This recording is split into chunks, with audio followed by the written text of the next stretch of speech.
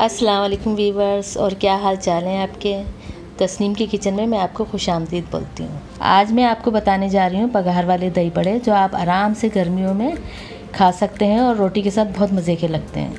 चलें आइए शुरू करते हैं। ये मैंने 1 कप बेसन लिया है, उसमें छोटी सी 1 प्याज काट दें। छोटी सी 1 प्याज काटने के बाद पुदीने के थोड़े से पत्ते उसमें काट के डाल दें। फिर थोड़ा सा पिसा हुआ ज़ीरा, नमक हस्बे ज़ायक़ा, कुटी मिर्ची डाल दें आप अपने हिसाब से कि कितनी आप मिर्ची खाते हैं। वही थोड़ा सा मीठा सोडा, इसी को ये नहीं डालेंगे तो ये जो पकोड़े जो बनेंगे वो सख्त बनेंगे बहुत।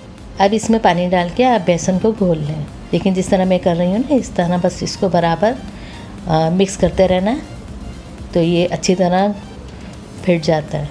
थोड़ा थोड़ा पानी डाल के और करती जाएं, और जब आपको लगे कि हाँ सही लिमिट में, 1 लिमिट में पानी डल गया उसमें, तो फिर उसको रोक दें।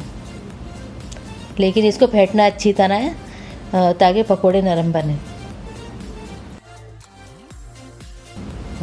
अब ये देखें कि इस तरह नरम होना चाहिए। अब मैंने ये लहसुन की चटनी बना के रखी है। इसमें जो है साबुत लाल मिर्चें, थोड़ा सा लहसुन, ज़ीरा, नमक, ये 4 चीज़ें होती हैं। इसको मिला के आप ग्राइंड कर लें तो ये लहसुन की चटनी तैयार हो जाती है। अब इसको दही में मिला के मैं मिक्स करूँगी और देखें इसकी ये शक्ल हो जाएगी।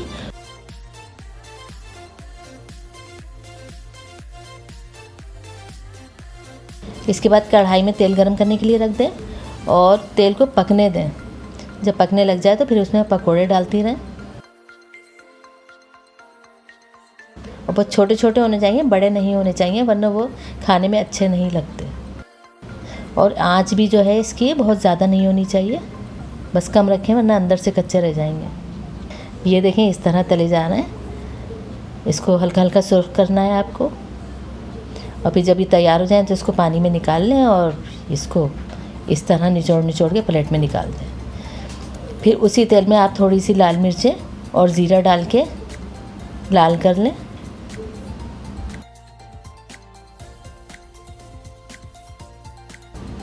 और जब ये अच्छी तरह हो जाए, थोड़ी लाल लाल और सीखी सीखी सी, तो उसको दही में शामिल कर दें इस तरह निकाल के। ये सारा बघार इसमें डाल दो और थोड़े से तेल भी निकाल के डाल दें। और ये देखें ये शक्ल होगी इसकी। ये देखें कितना खूबसूरत लग रहा है। दिल चाह रहा है कि उसको निकाल के हम इसी वक्त खा लें।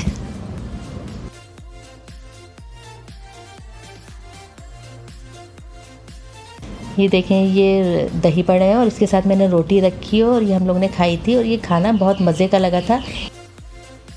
आप अपने घर भी बनाएं और बनाने के बाद मुझे ज़रूर बताएं कि कैसे लगे। अब आपसे मुलाकात होगी एक नई रेसिपी के साथ। अल्लाह हाफिज़।